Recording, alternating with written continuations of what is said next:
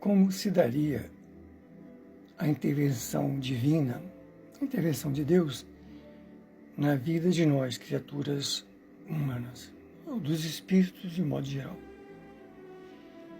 Não é difícil imaginar que uma empresa, um empresário, uma grande empresa, até um país, uma nação, um governante, tem milhares de organizações hierárquicas, né, até chegar ao povo, uma ordem, uma mudança. Agora imagine o Criador do universo, o Criador de tudo, o que ele não tem. A gente não pode imaginar que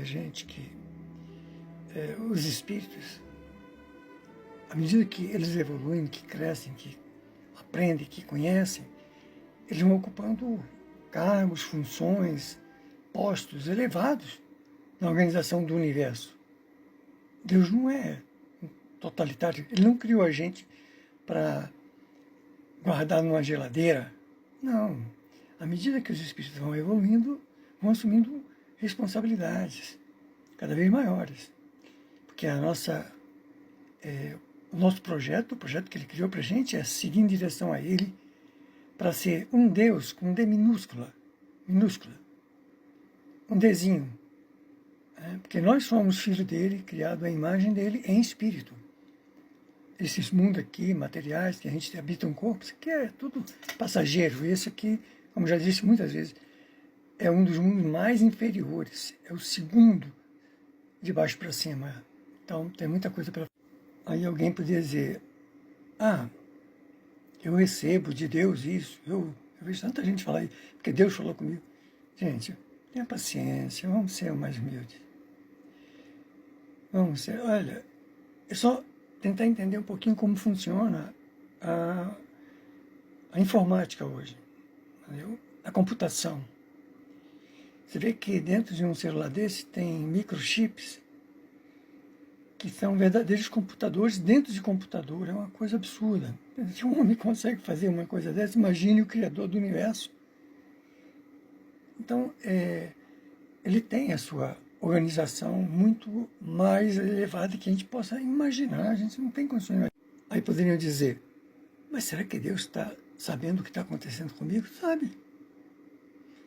Tanto sabe quanto, por exemplo, agora eu estou no Brasil, no celular. Lá nos Estados Unidos, tem alguém que sabe que eu estou aqui no celular no Brasil. Pô, se um cara lá, que vai ao banheiro igual a mim, come, dorme igual a mim, sabe dessas coisas, agora imagine o Criador do universo. Ele tem gente para fazer tudo, tem espíritos para fazer tudo, tem equipamentos que a gente jamais pode imaginar. Então, um pedido nosso sincero, uma prece sincera, não precisa te ajoelhar nem nada, porque Deus não gosta de coisas exteriores aí, tem tanta gente fazendo isso aí, depois faz tanta besteira. Então, um pedido nosso a Deus, e o coração sincero, vontade férrea de querer realizar as coisas no bem, ele atende.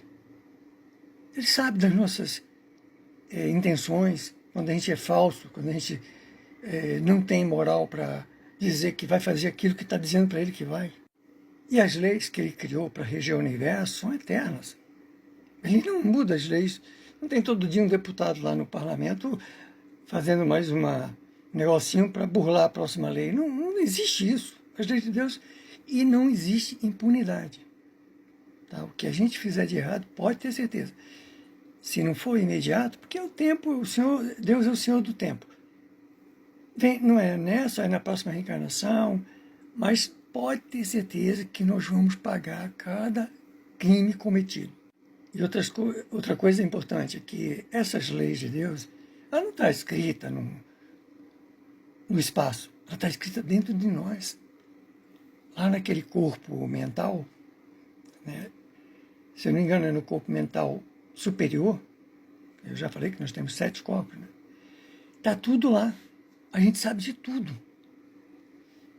Toda vez que a gente comete um erro, alguma coisa na nossa mente diz, olha, você está cometendo um erro. Mas o problema é que a gente é tão assim, rebelde, que não dá atenção, mas esquece que nós vamos pagar por aquele erro. Por exemplo, só por uma coisa assim, bem uma comparação simples. Se você sabe que tem que ter certa regra para se alimentar, e você come demais, o que acontece com o teu corpo? Vai sofrer algum problema. Ou na bebida, ou no fumo, ou na droga. Vai acontecer. Então, existe uma lei orgânica, né? Uma lei no organismo, que ela vai te cobrar nessa vida. Sem falar que você está afetando também seu espírito, porque tudo que você faz de mal contra o seu corpo, o teu espírito está ligado no teu corpo, então vai afetar ele. Depois você vai ter que vir com aquele problema e depois não sabe explicar por que eu nasci sem um braço, cego, surdo, mudo, assim, assado. Não vai lembrar, mas aquilo ali é uma cobrança.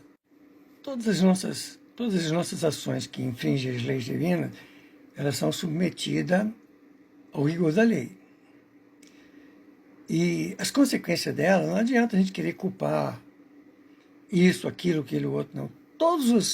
Tudo que nós sofremos é culpa nossa. Não venham dizer, porque isso, porque meu pai era assim, porque minha mãe era assim.